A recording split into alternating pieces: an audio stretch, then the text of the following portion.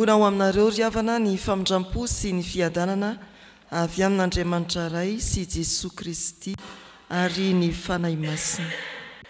Anio alatsinainy enina May taona 2024 manao hiantrano ny fanompoana ny tompo isika ny fampaherezana ao anatin'izao maraim-baovao izao. Ny Efesianina toko voalohany 7 hatramin'ny 9 ho fanomboana hoy ny soratra masina amin'ny anaran'ny tompo. Isaorana ane Andriamanitra rain' Jesosy Kristy tompontsika izay nitahy antsika tao amin'ny Kristy amin'ny fitahim-panahy rehetra ny an-danitra araka ny fidianana antsika tao aminy fony tsy mbola ary ny fanorenan'izao tontolo izao mba ho masina sady tsy misy tsiny ao anatrehany isika rehefa notendrenitra teo amin'ny fitiavana isika mba ho azy amin'ny fananganana anaka amin'ny alalan'i Jesosy Kristy arak'izay ankasitrahany fony fiderana ny voninahitry ny fahasoavany izay nanansoavany antsika maimaim-poana ao amin'ny malala. Amen. Aoka hivavaka isika. Tompo Andriamanitra ianao ary mideranao izahay satria mbola azoninao amin'ny tanamaherinao izao tontolo izao. Nolevoninao ny alina naposakao ny masoandro dia tonga ny mazava. Fa aloharany pahasoavana ianao ary afaka nitondranay eto amin'ity tranonao Andriamanitra ity mba anambaranao aminay indray ny alehiben'ny fahasoavanao amanginao ny fiangonanao raha tsy ao tokoa mantsy ny fahasoavanao dia tsy afaka anatonanao angata-pamelana izahay kony amin'ny Jesosy Kristy zanakao ahidino reny fahasoavanao mba hiasa ty aminay ny fanahy masina hampaheranay ho amin'ny fibebahana ary hampaheranay koa eo am-pandrenesana ny teny famelan-keloka avy aminao.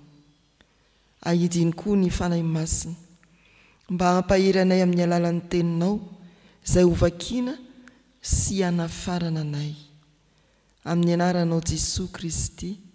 Amen.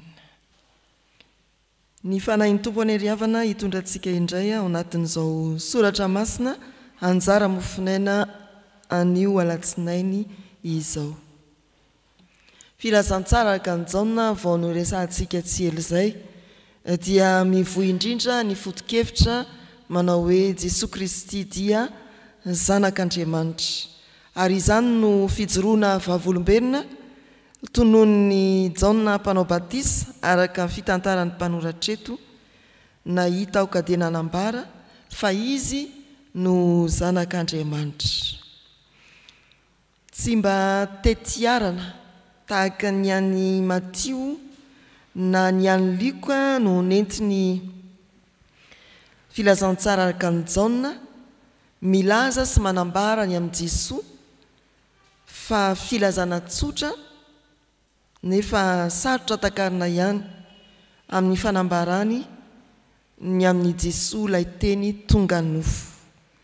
Ny fahaterahan'i Jesosy tsy mba nambara ny filazantsara araka ny Jaona tamin'ny alalan'ny tetiarana izy naterak'olombelona tao anatin'ny taranaka mitohy fa ny fanambarany dia filazanan'i Jesosy zanak'Andriamanitra ilay teny tonga nofo. Izy ilay teny tonga nofo.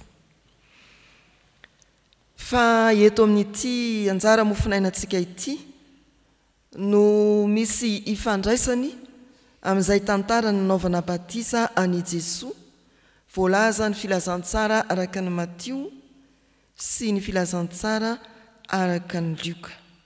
Rehefa natao batisa i Jesosy dia voalaza ny soratra masina fa nidina tahaka ny voromailala avy any an-danitra ny fanahy masina. Io indrindra no tsy hivon'ny mpanoratra eo amin'ny 2:7. Ny lohahevitry ny perikopa dia ampatsivina trano manao hoe mampahery ny fanahy masina. Inona no endrika fampaherezana hitantsika ato amin'ireto andinin-tsoratra masina ireto. Ny fampaherezana voalohany dia fampitomboana fahalalana ani Jesosy. Mampitombo ny fahalalana ani Jesosy ny fanahy masina. ary ny fampahirezana faharoa dia ny fampijoroana ho vavolombelona, mampijoro amin'ny fanambarana ani Jesoa ny fanahy masina, mampitombo ny fahalalana ani Jesoa ny fanahy masina, mampijoro amin'ny fanambarana ani Jesoa ny fanahy masina. Amadika kely ny baibolontsika isika ao amin'ny toko voalohany manomboka ny amin'ny 7:20 ka hatreto amin'izao anjara mofinainantsika izao. Ny 7:20 dia dinidinika ataon'ny Jaona mpanao batisa amin'ny fariseo antaniny ny amin'ny antopisiany Jaona mpanao batisa ary antaniny izy ireo koa ny amin'ny hoe aiza moa Kristy. Raha fitinina ao anatin'izany Jaona mpanao batisa dia manao hoe tsy izany ho izy fa misy anankiray izay eto amintsika tsy fantatrareo. Eo amin'ny 7:20 dia misy teny manao hoe noho ny ampitso dia nahitan'i Jesoa avy nanatona azy Jaona. Ary ny fanambarana dia manao hoe indro ny zanak'ondrin'Andriamanitra, tsy mbola zanak'Andriamanitra ny fanambarana lazainy eo, fa nahita avy nanatona, nahitan'i Jesoa avy nanatona azy i Jaona dia nanambara hoe indro ny zanak'ondrin'Andriamanitra. Fa rehefa milaza indray izy fa nilatsahan'ny fanahy masina i Jesoa dia tonga nanambara izy hoe izy no zanak'Andriamanitra. Raha mbola manohy ny vaky-teny ihany isika eo ny 5:30 dia misy ampitso vaovao ao, no ny ampitso ny indray, ny ampitso ny ampitso. Ary ery amin'ny toko 2:1 dia misy filazana hoe ary tamin'ny andro 7. Rehefa mamaky ireo soratra masina mitohitohy misy fizarana ny ampitso ny andro 7 isika dia mahita fanambarana mitombo hatrany mikasika ani Jesoa Kristy zanak'Andriamanitra, mampitombo fahalalana ani Jesoa ny fanahy masina, mitombo isan'andro.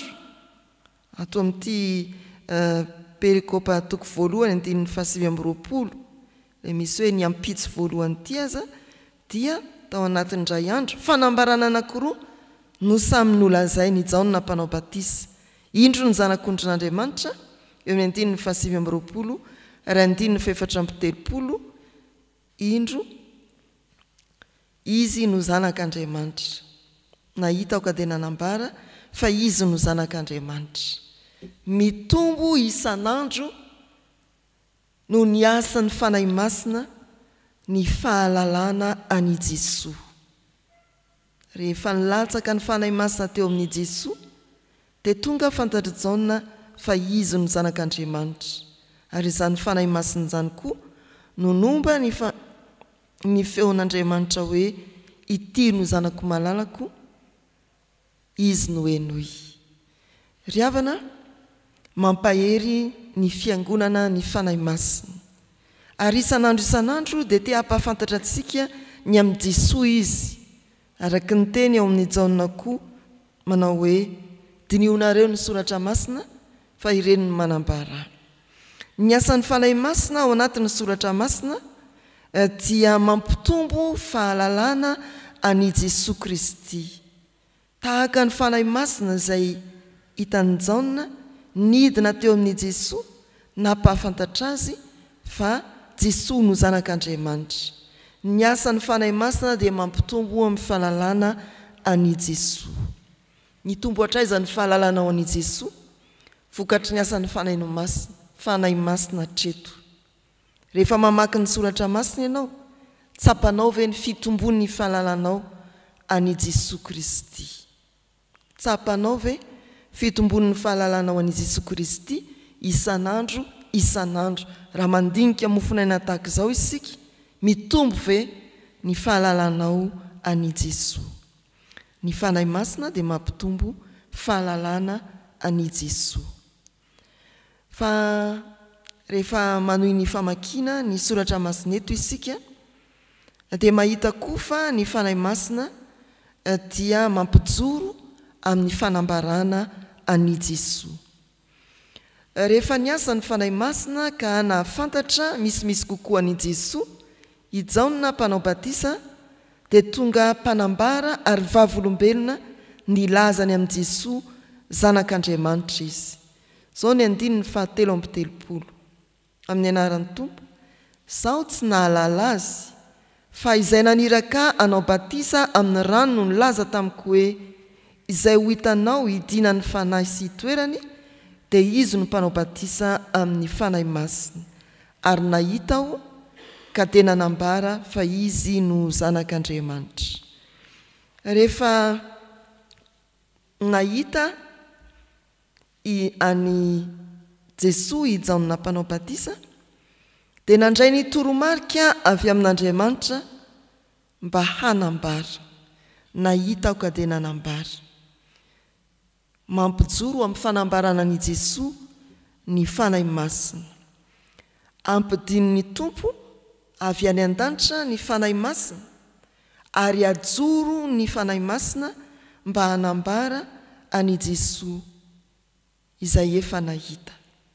Dia izany no ampatsivy ny asan'ny apôstôly toko 2 rehefa nampidina ny fanahy masina avy any an-danitra Andriamanitra dia tonga nijoro ary nahajoro sy nahery tamin'ny fijoroana ho vavolombelon'ny Tompo ireo mpianatra. Hatraiza ry havana ny fahasahintsika mijoro ho vavolombelon'i Jesosy rehefa nampitombony fanahy masina ny fahalalantsika azy. Mo tena mijoro ho vavolombelon'i Jesosy marina ve isika? Toa ny Jaona mpanao batisa afaka hiteny manao hoe ary nahita aho ka dia nanambara fa izy no zanak'Andriamanitra.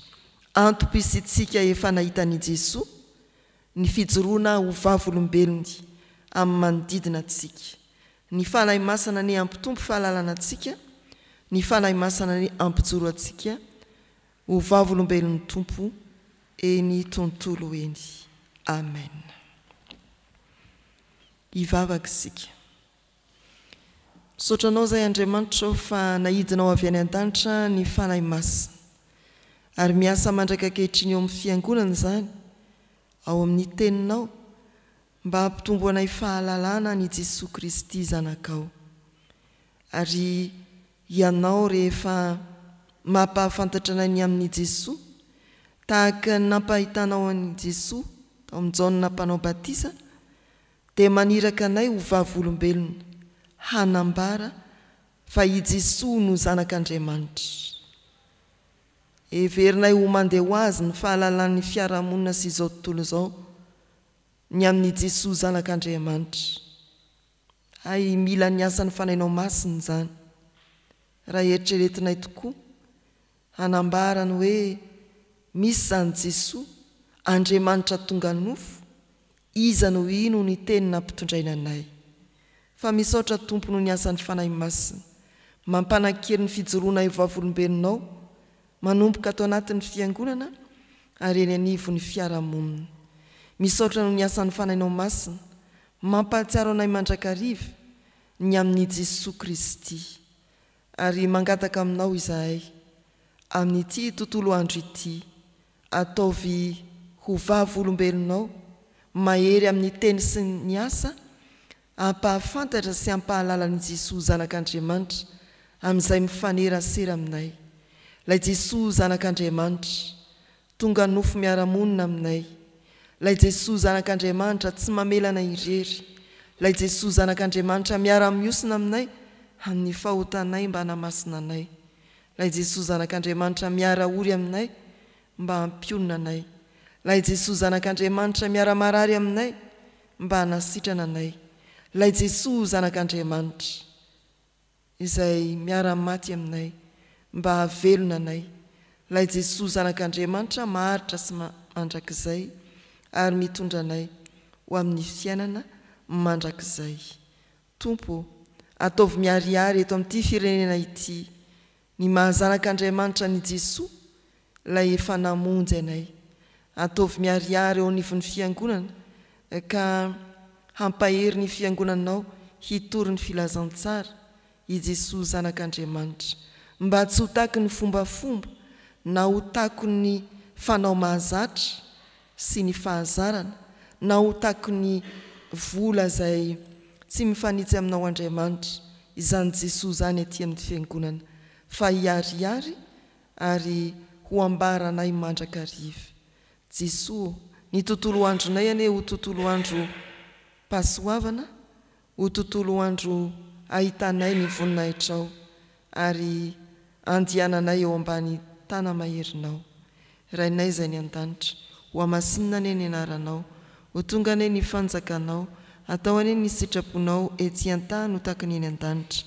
Meo anay an'io izay anasahazao anay, ary mamelany elokay tahaky ny namelanay izay meloka taminay, aza mitondra anay amin'ny fakapanahy, manafahanay amin'ny ratsy, anao ny fanjakana sy ny hery ary ny voninahitra mandrakizay. Amen. Mitsangana ijoro ho vavolombelon'ny Tompo isika, hanonona ny fanekempinoana laharana voalohany. Mino an'Andriamanitra ray tsy toa mpanao lanitra sy ny tany aho, ary mino an' Jesosy Kristy zanan'ilay tokana tompontsika, izay nitorotoronina tamin'ny fanahy masina, nateraka Maria Virjiny, nijala napaky Pontio Pilato, nombona tamin'ny hazo fijaliana, matika nalevina, nidina tany amin'ny fiaina tsy hita, nitsangana tamin'ny maty tamin'ny andro fahatelo, niakatra ho any an-danitra, mipetraka eo kavanan'Andriamanitra ray tsy toa, avy any evy ny tsara ny velona sy ny maty. Mino ny fanahy masina aho, fiangonana masina maneran'izao tontolo izao, fiombona ny olona masina, ny famelan-keloka, fitsangana ny tena maty ary ny fiainana mandrakizay. Amen. Raiso amin'ny finoana ary ny tsodrano atolotra amin'ny anaran'ny Tompo. Ary Jesosy Kristy tompontsika sy Andriamanitra raintsika, izay efa tiantsika ka nanome antsika fampinoana mandrakizay sy fanantenana tsara amin'ny fahasoavana, no ampionona ny fonareo ane sy ampahery anareo amin'ny asa sy ny teny tsara rehetra, mandihana amin'ny herin'ny faherezana. Amen. Ho an'Andriamanitra irery ihany ny voninahitra, amin'ny anaran'ny Ray sy ny Zanaka ary ny fanahy masina. Amen.